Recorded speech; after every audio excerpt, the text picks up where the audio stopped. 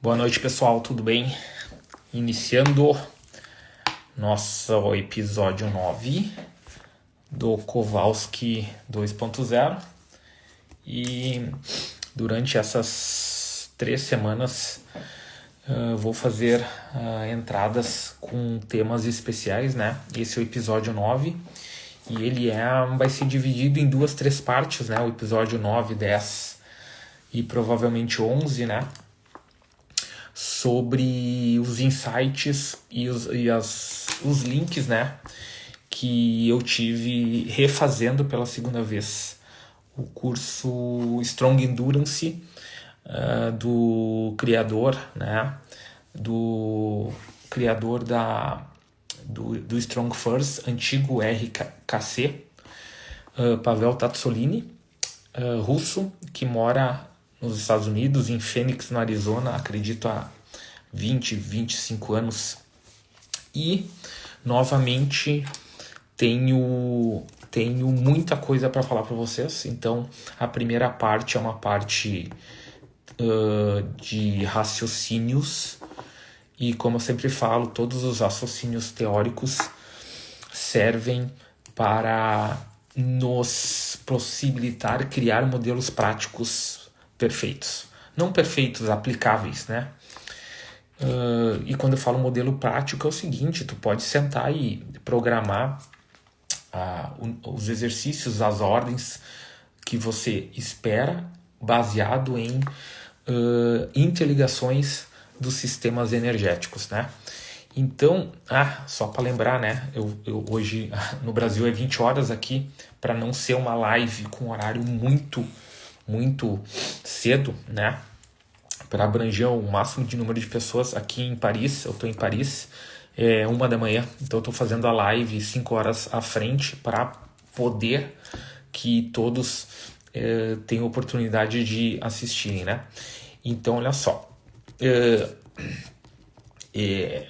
tenho o costume de cursos, tá? De cursos que eu considero top 5, top 3 de todos que eu fiz desde 2012 fora do país, tá? Top 5, top 3. Eu considero o curso do Strong Endurance do Pavel Tsatsouline um dos cursos top 3, para não dizer top 1, tá? E por isso que eu refiz, né? Ano passado eu fiz ele em Stuttgart, na Alemanha. Esse ano foi agora em Paris. E já estou esperando, porque não foi lançado a data ainda. Não foi lançado a data de 2025. Provavelmente vou fazer de novo. Porque a densidade teórica do curso, eu fiz o primeiro, estudei a apostila inteira. Essa apostila já foi renovada, eu acredito, uns 30% dela. E o aprofundamento do entendimento dos referenciais teóricos, eles são gigantescos. Isso da escola europeia, da escola sueca, finlandesa, da escola americana, da escola canadense, da escola russa, da escola australiana. Então tem referências interligadas de tudo até 2024. E o fantástico é o seguinte, de que o curso foi sábado e domingo, hoje é terça-noite. Eu queria ter feito essa live ontem, não consegui, até porque eu tenho o costume de revisar toda a apostila. Hoje eu consegui chegar na página 70 de uma apostila de 200 folhas, e não é apostila, não são folhas com desenhos ou gráficos, é texto escrito em 200 folhas. Hoje eu cheguei na 70. E o fantástico é que eu sempre recomendo os cursos que vocês escolhem para fazer e para aprofundar suas bases teóricas. Eu estou falando mentoria, curso internacional, curso nacional, conteúdos que vocês precisam dominar, os cursos que vocês entendem como diferenciais na carreira, da reabilitação, da hipertrofia, da esportes performance. Façam no mínimo 3 vezes.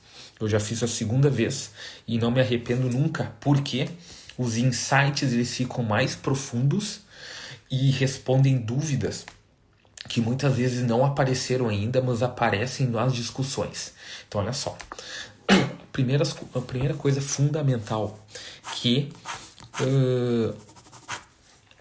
nós devemos treinar, nunca buscar a fadiga, a falha, e sim buscar o treinamento vinculado à adaptação, ou seja, ao sucesso. Então a primeira coisa que eu já comento nas minhas mentorias, obviamente, tanto para lesão como para hipertrofia progressiva e, desculpe, esportes performance, é o retardo da fadiga, e o Tazzolini fala muito do retardo da fadiga metabólica. Obviamente, o metabolismo é algo fundamental, mas o que eu achei interessante, numa parte final da mentoria dele, não da mentoria do curso, do Special Course, ele fala um pouco do que eu venho falando no meu curso de isometria e de recuperação tendínea, sobre o retardo da fadiga mecânica, e é um conceito novo, né? Não novo, mas que está vindo com muita força em relação à qualidade das aplicações de cargas, de adaptação e, sobretudo, de otimização do funcionamento do músculo e do tendão, né? Ou seja, retardar tanto a fadiga metabólica como mecânica. Aí, muitas vezes, o pessoal pergunta, esse nome desse curso, Strong Endurance, né? E o que ele significa? Basicamente, ele é a explicação do porquê nós conseguimos treinar alta potência em um alto nível e sustentando por um longo tempo. O que isso quer dizer? Alta sustentação de potência por muito tempo. É o Strong Endurance. Só um pouquinho. E ele contrabalanceia o que eu vou falar daqui a pouco, que é o Endurance geral. Ou seja, o Endurance geral, que é baseado no VO2 máximo, na base de captação e de oxigênio, é uma fase inicial, fase geral, só que no momento que nós queremos performar e retardar a fadiga, nós temos que pensar no Endurance especial. E ele, obviamente, criou esse trademark, porque esse nome, Strong Endurance, é uma marca registrada. Seria o quê? Nada mais do que a ativação de uma resistência especial, ou seja, uma resistência especial que pode ser considerado resistência de potência, resistência de velocidade. E quem estuda um pouco periodização, esse é o sucesso, né? O sucesso é aumentar a resistência especial do gesto motor específico de modalidade, ou seja, um retardo de fadiga, tá?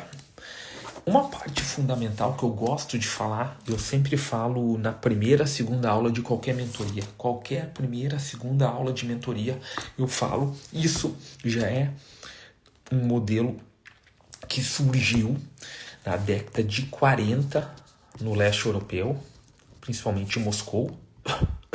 E hoje todo modelo ocidental já fala, né? Primeiro, a teoria da adaptação, da síndrome da adaptação geral do Ranselli, que é hoje já entendido como um modelo patológico, né? Um modelo baseado em adaptação, reações de estresse patológico. Primeiro eu machuco a estrutura para depois adaptar. E a adaptação sempre é custosa ao organismo e à integração sistêmica dele. Isso quer dizer que a pessoa não vai adaptar, ela vai.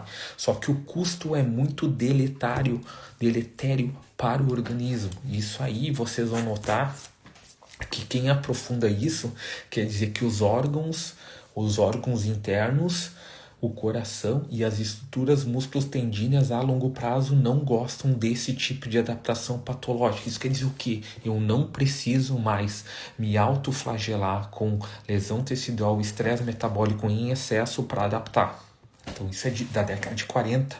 Porém, o que aconteceu? O conceito de homeorese, né? O conceito de antes disso, então, ele diferencia muito o treinamento de reações adaptativas baseadas no estresse patológico, mas explicando que a gente poderia ter reações de ativações, ou seja, de estímulos ótimos. Olha que fantástico, estímulos ótimos. E ele fala que o modelo patológico, isso é estudado principalmente pelo Felix Mierson. Quem é esse cara, Felix Mierson? Ele é um letão e eu comento muito sobre ele nas mentorias. Ele é um letão que auxiliou e consolidou muito a integração sistêmica coração e aparato neuromuscular e que gerou as bases do treinamento funcional que a gente conhece, que a gente chama integração do sistema nervoso central e aparato periférico, sendo regulado pela questão neuroendócrina, ou seja, hormonal. Então, tudo que a gente hoje fala de integração, o Felix Mierson já estudava na década de 70. Tá? E ele falou sobre um conceito de Negative Cross Resistance, né? Negative Cross Resistance, que nada mais é do que quanto mais nós gerarmos estresses patológicos adaptativos, maior vai ser a resposta imediata aguda do coração. Entretanto, as respostas adaptativas dos órgãos internos, principalmente rins, fígado e glândulas hormonais, vão ser deprimidas. Então, nós começamos a notar que muito das lesões musculotendíneas e das quedas de performance estão vinculadas como a gente entende a adaptação. Aí, esse conceito de homeorese, ele pode... A gente sempre escutou no conceito do Rancelli, né, num conceito mais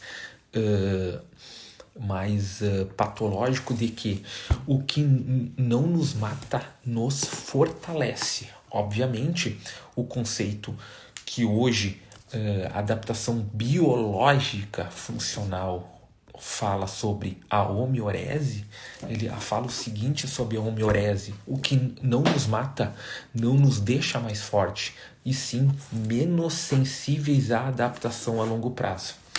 Se nós pensarmos que a gente começa a gastar as nossas possibilidades neuroendócrino musculares adaptativas com treinos altamente agressivos para o organismo, nós começamos a entender como naquele período da puberdade até os 30 anos a gente joga fora o melhor período de adaptação que nós temos.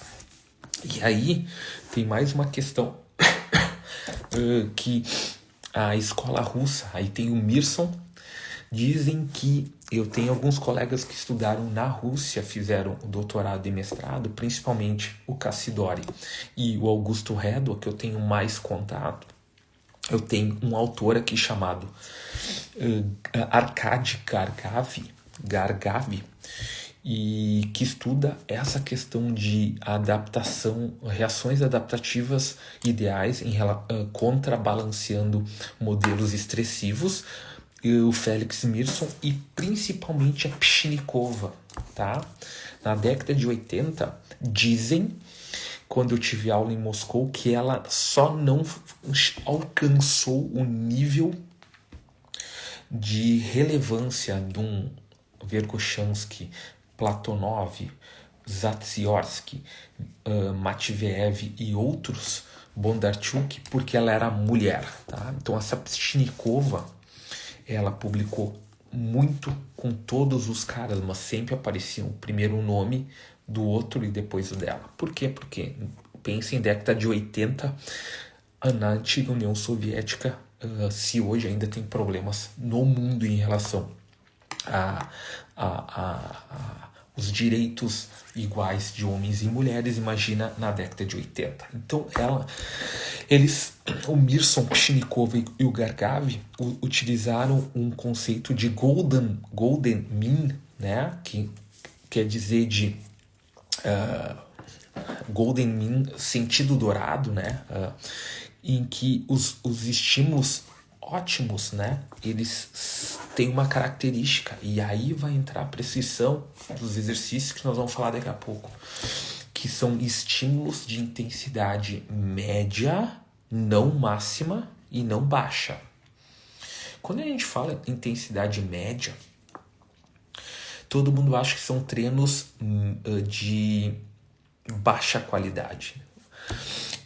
Intensidade média são treinos em que o limiar vai bater 80%, tá? E hoje, estudando levantamento olímpico, LPO, estudando weightlifting, estudando esportes performance, estudando adaptação a longo prazo, o volume total de aplicações de intensidade, o que é intensidade? É o esforço da contração muscular a 80% do teu máximo, que é considerado intensidade média, ele deve corresponder a em torno de 60% a 70% do volume semanal de treino. Isso quer dizer o quê?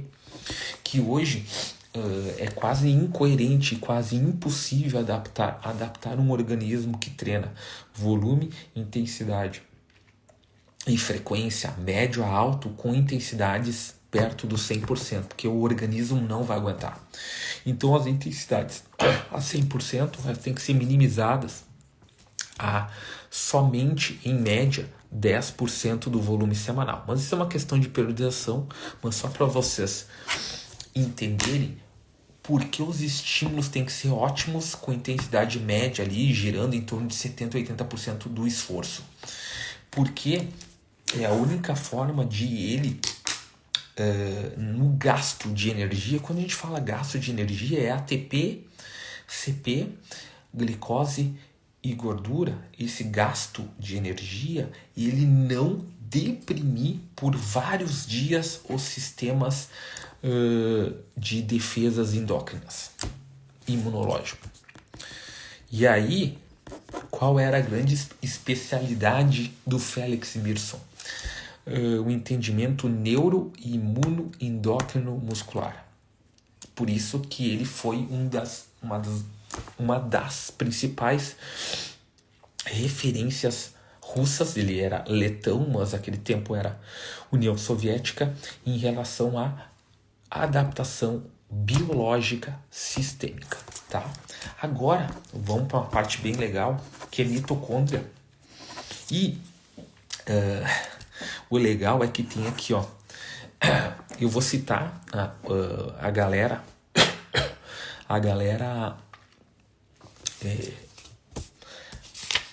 dos Estados Unidos, né? Nick Lane, 2010, Chandel, 2021, falando de mitocôndria, tá? Prokopov, 2012, ele é um russo que mora na Espanha. Arkady Prokopov. Então nós temos Nick Lane, que tem livros sobre Masters of Life and Death, ou seja, a mitocôndria, ela é um regulador da eficiência da respiração, a vida e também da morte, né? E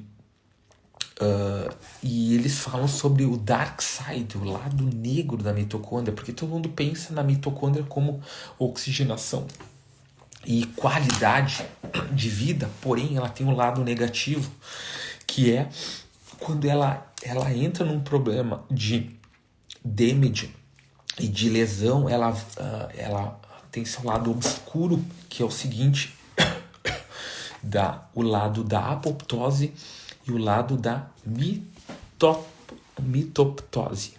Então vamos lá, olha só. Em relação à mitocôndria, são artigos extensos, tá? A gente poderia falar dela profundamente em muitos temas interligados, mas hoje os radicais livres, tá? Eles é impossível nós não termos em torno de no mínimo 2% em qualquer tipo de contração muscular. E esses 2% eles precisam caminhar para um auxílio e não caminhar para um problema. Ou seja, life and death. E o que o pessoal começou a ver? Começou a ver que O treinamento, como ele é aplicado normalmente, ele causa um mismatch entre o suprimento e a demanda de oxigênio, e dessa forma é impossível nós conseguirmos gerar os tamponamentos de pró e anti-inflamatório, de tamponamento dos radicais livres. Então, esse mismatch de suprimento e demanda de oxigênio e de mitocôndria é o ponto-chave, e dessa forma, a primeira coisa que a gente precisa entender na mitocôndria é que ela tem uma meia-vida. Isso é fantástico. A meia-vida da mitocôndria é 7 a 10 dias, talvez 14, tá? A meia-vida da mitocôndria é 7 a 10 dias. Isso quer dizer o quê? Que a gente tem que estar constantemente estimulando a renovação da mitocôndria. E aí entra o seguinte, naturalmente, por que a gente envelhece?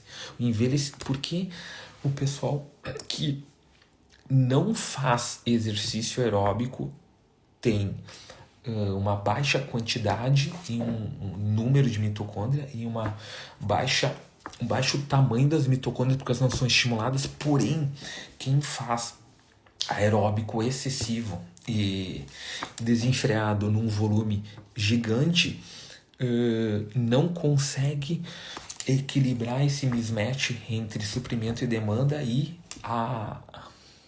acelera o envelhecimento. E vocês podem notar que maratonistas e extra-maratonistas em excesso têm um envelhecimento precoce. Por quê? Porque a mitocôndria, nessa meia-vida de 7 a 10 dias, ela faz a apoptose, que é a renovação dela mesma. Mas o que seria fundamental no treinamento de qualidade nossa? Seria o quê? Nós termos a melhor estratégia para biogênese mitocondrial, tá? Melhor estratégia, que é o quê? Estímulos em que eu aumento o número de mitocôndrias e estimulo o reforço da parede da membrana dela, sem que o próprio estímulo gere, por um outro lado, a aceleração da apoptose. Porque a apoptose ela ocorre normalmente quando existe a conversão do lactato em amônia. E a primeira grande informação que você tem que fazer, que eu já venho falando há muito tempo, é que exercícios contínuos de média a alta intensidade que atingem um limiar em torno de 18 a 20 segundos contínuos, que entram na zona de lactato, eles obrigam que o lactato vire amônia. E vocês podem notar, e aí nós temos 25 a 30 questões que a amônia causa, não lactato, amônia, acidez, desde perda de massa muscular, degeneração de tendão, perda de coordenação, desnaturação de proteínas, de enzimas, aceleração da morte celular da mitocôndria, dificuldade de conexão dos inputs neurais, enfim, muitas coisas. Então, se nós temos várias formas de gerar biogênese mitocondrial. Nós temos desde aeróbico de base, biogênese mitocondrial, até lactato, biogênese mitocondrial. Hoje sabe que tensão e stretch, que é a mecanotransdução da musculação tradicional, também causa biogênese mitocondrial. Mas o grande detalhe é a ideia de trabalhar numa zona que é em torno de 6, 8 segundos até 15. Vocês se lembram que eu falei agora de 18 a 20 como geração de amônia. E o grande segredo de treinar essa média intensidade que a gente comentou, pessoal, estou linkando para vocês um conteúdo que eu falo no mínimo no mínimo 20 a 30 horas. Isso que eu tô falando agora. Isso aqui eu falo 20 a 30 horas bem pausadamente. É muito mais para mostrar para vocês o nível que está o raciocínio hoje de performance, reabilitação e hipertrofia em 2024, tá? Então, olha só. Se 18 a 20 segundos eu formo amônia e 2 segundos, somente até 2, eu tenho ATP puro, a partir de 2 segundos a 8, eu tenho uma zona de CP, que é, entre aspas, segura, um pouquinho de lactato, mas é segura. A partir de 8 a 15 segundos, eu tenho a chamada zona de lactato curto, que é chamado mild lactate, ou um pouquinho de lactato, que incomoda. O que é incomodar? O lactato vai subir ali em torno de 4, talvez 6 milimoles, tá? É um pouco de lactato. E isso é fundamental treinar. Por quê? Porque eu preciso desse estímulo para que, primeiro, esse estímulo ele acelera a limpeza das mitocôndrias danificadas. O que é mitocôndria danificada? Primeiro, nós temos a morte programada da mitocôndria, que é a renovação dela na meia-vida de 7 a 10 dias. Porém, quando a mitocôndria está danificada por algum modelo de treino que nós aplicamos, alguma coisa a gente fez, danificou a mitocôndria. Nós precisamos acelerar a limpeza, isso é chamado mitoptose. E quando a mitocôndria ela está danificada, ela não consegue fazer todo o trabalho específico de transporte e conversão de energia para o movimento, tá? Então isso a gente precisa corrigir.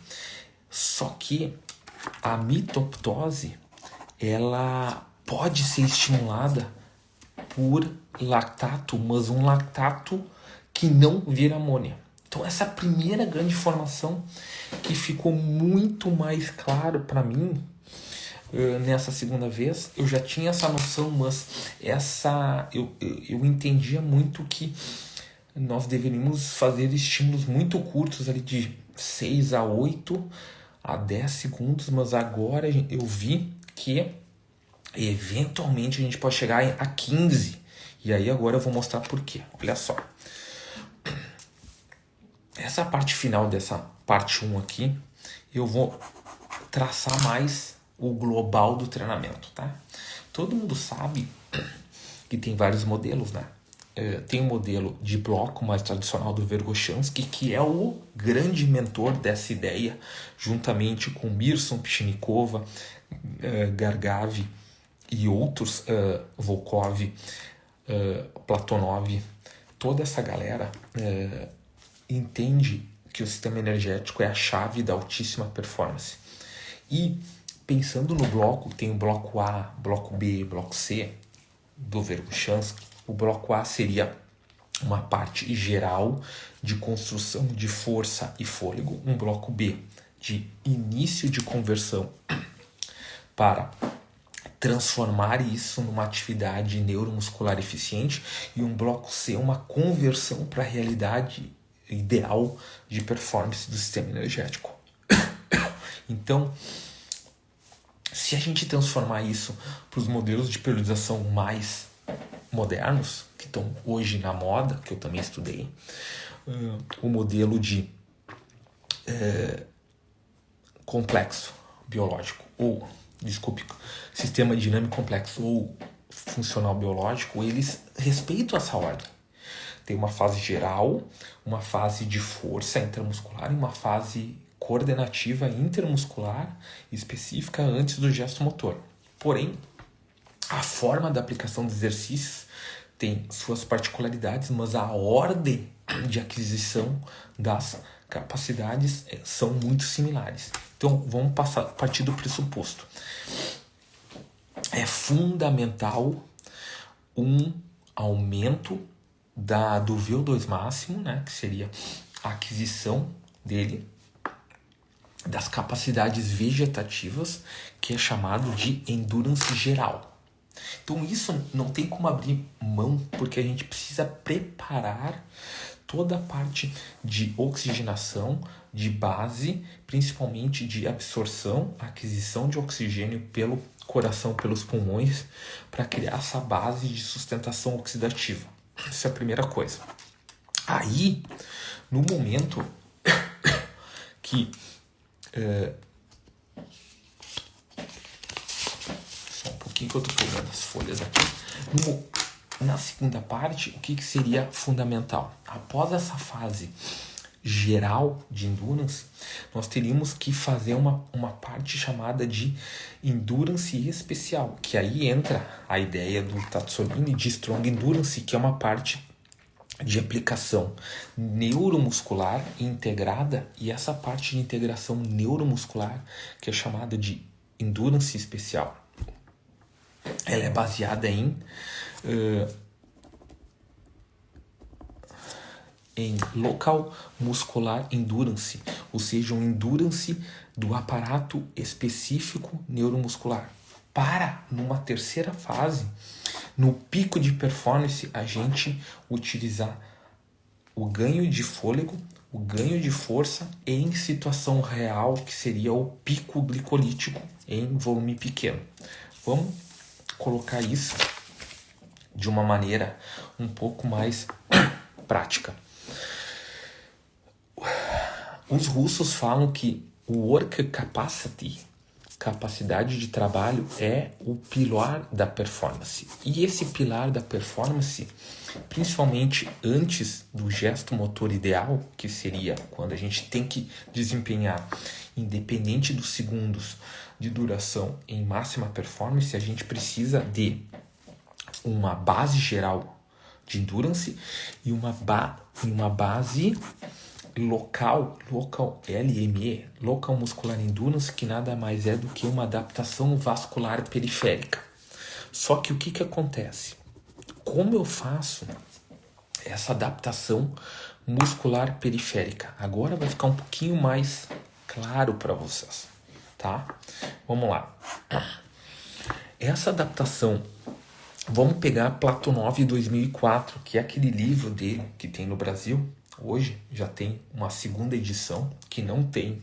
Até hoje eu não tinha visto ela em português. A primeira edição de 2004 é um livro bem grosso, tá? Poucas pessoas têm a segunda edição. Poucas pessoas têm a segunda edição, que só está em russo, se eu não me engano. O professor Cassidori tem ela em russo original. Então vamos pegar três realidades que nós temos, né? Esportes coletivos, esportes de lutas e esportes de força-velocidade, tá? A grande questão é que para converter alta performance, né? Para converter alta performance, após o período de base geral, endurance, que a gente trabalhou a fibra tipo 1, fôlego, vascularização, nós precisamos que essa conversão da musculatura já seja em movimentos que recrutam todas as unidades motoras de maneira muito rápida. Vocês vão entender daqui a pouco por que rápido o recrutamento de unidade motora.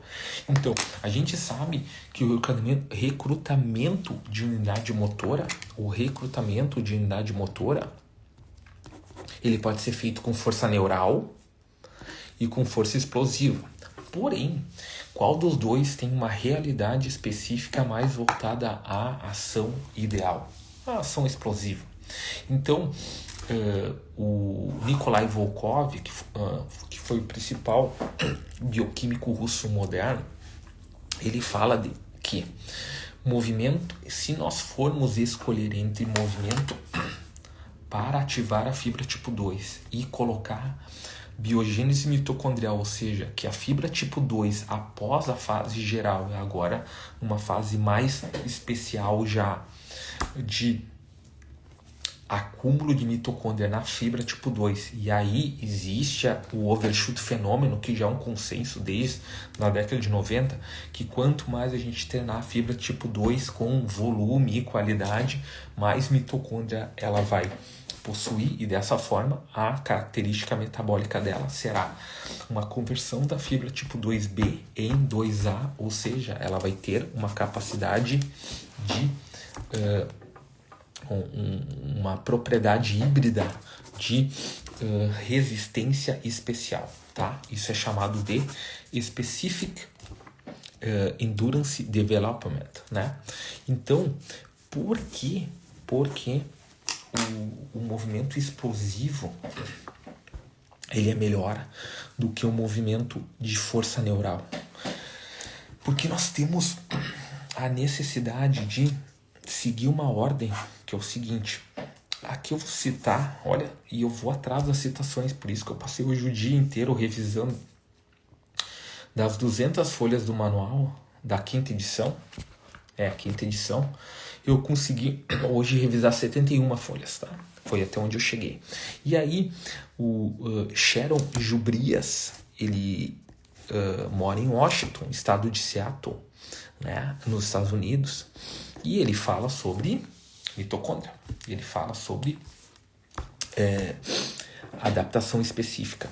E ele tem essa frase aqui, que eu copiei em aspas, né, que eu citei literalmente. The highest oxidative flux occurred in the bout prior of onset of acidose. Isso quer dizer o quê? Que nós temos que criar um pico de oxidação máximo até o limite em que o lactato vira amônia. Isso quer dizer o quê? Quando a gente escolhe chamar a fibra tipo 2, gerar biogênese mitocondrial, fazer a fibra tipo 2 ter estímulos de biogênese mitocondrial e se converter em 2A.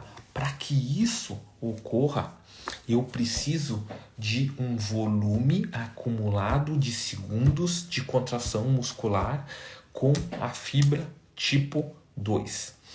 E qual é a diferença de esse volume de segundos? Ele precisa ter uma duração, mas ele tem que estar um pouco longe do acúmulo de lactato. E ali, qual a diferença de eu fazer um movimento explosivo 8 a 15 segundos, né? E movimento de força neural tradicional ou movimento de bodybuilding tradicional. Acontece, isso aqui foi algo que eu também vi nessa segunda vez que eu fiz Strong Endurance, que é a capacidade de relaxamento da musculatura, e ela é fundamental porque para não gerar um fluxo contínuo de contração muscular que acelera ou até dobra o pico de lactato. Isso quer dizer o quê? Se eu fizer 15 segundos de uma ação tradicional de força ou de bodybuilding, em que eu contraio e relaxo de maneira contínua, provavelmente eu vou ter, com a carga alta ali, 70%, 80%, eu vou ter um pico de lactato acelerado, enquanto quando eu faço movimentos explosivos de contração, eu vou ter a fase de relaxamento, e essa fase de relaxamento consegue desobstruir as compressões das veias e facilitar a circulação de oxigênio e retardar o pico de lactato. Ou seja, eu consigo estimular um alto fluxo de energia com uma carga alta, com movimento explosivo de qualidade, e esse estímulo ele tem que sempre ocorrer antes do lactato virar amônia, e numa pessoa normal isso acontece em 18 a 20 segundos de maneira contínua. Por isso que a série recomendada ela gira em torno de 8 a 15 segundos. Beleza. Para finalizar hoje, tem um esqueminha top aqui para vocês. Se a gente for pensar, o Sachs, quem é o Sachs? 1977. Esse senhor tá vivo ainda, tá? Se eu não me engano, porque eu usei umas quatro artigos dele em relação a toda a parte de ATP-CP e ressíntese de energia, tá? Sachs, S-A-K-S, 1977. É um dos grandes bioquímicos modernos que contribuíram para a ciência do treinamento desportivo. Ele chama sobre o CP, creatinofosfato shuttle, né? A maioria de vocês já escutou o lactate shuttle, que é do Brooks, né? O Brooks, ele fala sobre, é um dos principais americanos que fala sobre o lactate shuttle, que é a dinâmica de estímulo e recuperação do lactato. Só que o Sachs fala sobre a creatina fosfato shuttle. Isso aqui me chamou muita atenção. Ele, que, se eu não me engano, hoje mora na Escandinávia. Se eu não me engano, ele é russo, mas ele já mora há 20, 30 anos na Suécia ou na Dinamarca. Eu acho que é na Dinamarca, tá? Se eu não tenho dúvida disso, tá? Então ele fala o seguinte: e as informações que a gente encontra nas bases teóricas dos manuais, principalmente esse. Mais uma recomendação, pessoal, se vocês puderem. Infelizmente, o Tatsonini só faz um curso por ano na Europa, provavelmente, porque ano passado foi na Alemanha, uma vez só, e esse ano foi na França, provavelmente ano que vem vai ser em outra parte. Vou torcer para ser na Europa, porque é mais fácil de ir. Nos Estados Unidos também dá para ir, mas como ele mora nos Estados Unidos, eu acho que o foco dele é levar informação para o resto do mundo. Pessoal, tinha 120 treinadores na sala. Vai ser uma foto, provavelmente postado no Strong First da França, e eu vou repostar no meu grupo. Tinha 120 treinadores, tá? E tinha o pessoal da França aplicando isso que eu tô falando aqui com nadadores franceses que ganharam medalha agora na Olimpíada de Paris. Então, olha só, o que o Sachs falou em 77? É mais importante a velocidade de ressíntese de CP do que a quantidade grande estocada de CP. Vou repetir de novo. É mais importante a treinabilidade da ressíntese de CP do que a quantidade estocada de CP. Por quê? Porque existe a mitocôndria na fibra tipo 2 que acelera o processo de ressíntese do CP. Então, por que esses estímulos, né?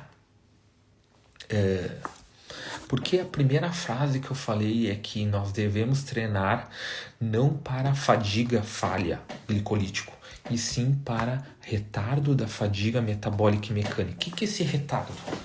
Nós temos artigos lá da década de 90, artigos feitos no teste de Wingate. O que é o teste de Wingate, né? É aquele teste de 30 segundos supramáximo na bike de spinning com descanso de 4 minutos, 2 repetições. E o que aconteceu? Isso eu sempre cito nas mentorias, tá? Eu sempre cito nas mentorias. É um artigo de 97, feito nos Estados Unidos, tá? Na primeira repetição, houve uma contribuição em torno de 20% nos 30 segundos de energia do CP e um certo equilíbrio entre glicolítico e oxidativo.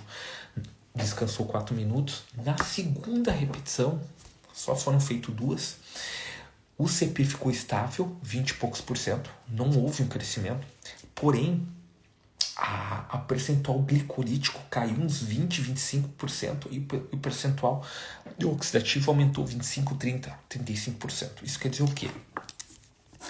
Que quanto mais eu estimular o mecanismo, a tendência é o suporte oxidativo aumentar a velocidade de ressíntese do CP. Esse é o grande jogo do treinamento. O retardo da fadiga, ele é feito em volumes acumulados progressivos que estimulam dentro de uma zona de 5, 8 a 15 segundos a estimulação do sistema de alta potência, velocidade, explosão, após, obviamente, a consolidação da base geral de fôlego. Eu estou falando já da segunda fase, que é a conversão para a explosão, fazer a mitocôndria entrar na fibra tipo 2, ou seja, eu estimulo ao CP. E a segunda parte é que a estimulação do CP com um descanso adequado aumenta muito a contribuição e a velocidade do sistema oxidativo. Então, eu estimulo o CP, tenho o descanso e o meu metabolismo de suporte aeróbico, ele aumenta também, dando suporte ao quê? O que o Sachs falou? Aumentar a velocidade de ressíntese do próprio CP. Isso faz o quê? Retarda a zona glicolítica. Isso é o moderno que nós temos em 2024 sobre retardo da fadiga mecânica, que diz que quanto mais nós aumentarmos a potência alática do CP, que é chamado MAP, Maximal Alactic Power, maior vai ser a contribuição do sistema aeróbico de potência muscular e o retardo do uso do sistema glicolítico. Beleza? Então, isso quer dizer o quê? Que nós temos estratégias hoje e já preparando a nossa parte 2, que aí eu vou ter mais um pouco de visões práticas, ideias práticas, já preparando a nossa parte 2, que é o seguinte: já temos condições de treinar intensidade, não máxima, mas ideal, 80% em média, treinar intenso, treinar volume médio a alto, acumulado, fracionado e não contínuo, e ter uma frequência média alta, ou seja, juntar o que um atleta precisa, intensidade, volume e frequência, porém sabendo que a forma como isso hoje é treinado, de maneira em que o sistema glicolítico se torna dominante. E aí qual o problema do sistema glicolítico ser dominante? Que ele, por passar muitas vezes de 20 segundos de duração, e vocês vão ver depois que quando eu converter após essa fase, essa é a segunda fase, nós temos a fase faltando 2 a 4 semanas para a competição, que é a fase do tapering, a fase do pico, a fase dos resultados. Aí eu entro com microdoses de 30 a 60 segundos, de 30 a 2 minutos de duração contínua. Por quê? Porque eu vou estar pronto com a vascularização, pronto com as mitocôndrias da fibra tipo 2, e aí eu vou performar. E aí eu vou fazer 1 ou 2 vezes por semana esse treino, que é o chamado pico glicolítico de repetição. E esse pico glicolítico de repetição é quase que uma situação real que o corpo tem que passar, e isso é fundamental para finalizar o gesto motor e estabilizar ele para a performance. Porém, tem que ser feito infrequente, 1 vez por semana, talvez no máximo 2, e com volume médio abaixo, porque está perto da competição. Então, vocês começam a ver que o grande problema hoje dos treinamentos é o pessoal treinar intenso, ok, intensidade tem que ser alta. Porém, quando eles não entendem a frequência e o volume como um problema de não ser dominante em zonas glicolíticas, e sim um volume e frequência dominante em zonas ATP-CP com recuperação oxidativa, e isso, a chave disso é o intervalo recuperativo, eu estou treinando o que o Mearson falou que é um modelo patológico do Rancelli. Qual é o modelo patológico do Rancelli? É treinar adaptação baseado em estresse e não adaptação baseado em estímulos ótimos. E isso é um problema. Por que é um problema? Porque o corpo não suporta isso. Porque o corpo não suporta, finalizando a minha introdução sobre a adaptação biológica. O corpo não suporta treinos de estresses máximos porque ele deprime o sistema imunológico. E se ele deprimir o sistema imunológico, obviamente as respostas hormonais de catecolaminas, adrenalina e noradrenalina sofrem interferência, e ao sofrer interferência, eu começo a ter desregulação adaptativa, que obviamente tem influências principalmente de riscos de overtraining, que é mais difícil, normalmente ocorre cronicamente, mas sobretudo de deficiência na recuperação do treino anterior. Tá, mas professor, o que é deficiência do treino anterior? O que é deficiência do treino anterior? É o seguinte, todo mundo quer treinar, né? Todo mundo quer treinar intensidade, não existe treino light, a não ser recuperativo. Todo mundo entende que se tem que treinar intensidade, também precisa treinar volume, porque um atleta precisa corrigir e aperfeiçoar, e tem que treinar frequência. Se eu aplicar intensidade, volume e frequência, sem entender que o próximo treino eu preciso que o organismo esteja recuperado em 6 a 24 horas e não em 72 ou 96 horas, eu tenho um baita problema depois que passar de 2 a 4 semanas. Esse é o resumo. 2 a 4 semanas eu errando sem entender que o treino anterior eu deveria ter aplicado treinos que a minha recuperação é no máximo 12 a 24 horas e não 3 a 5 dias. Quando isso se acumular em 2, 3, 4, 5 semanas, eu vou ter um problema ou muscular, ou tendíneo, ou articular. Por quê? Porque todo treino que a recuperação requer mais que 3 a 5 dias, ele foi um treino baseado em lactato amônia. E todo treino que a recuperação leva no máximo um dia foi baseado em CP e base oxidativa. Então, esse é o caminho de nós conseguirmos manter intensidade alta, volume progressivo e frequência média alta sem o problema e longe das questões de queda de performance e, sobretudo, a principal de todas hoje, que estão na mídia, né? Na mídia de todos os esportes, as lesões musculares que retiram os atletas 2 a 6 meses, normalmente, da performance, tá bom? Valeu, pessoal. Então, esse foi a revisão, né? Uma revisão rápida a parte 1 do episódio 9 do Kowalski 2.0 sobre os insights do curso fantástico, special curso do Strong Endurance aqui em Paris com Pavel Tsatsouline. Valeu, pessoal. Então, acredito que essa semana eu já faço a parte 2. Valeu, abraço, até a próxima.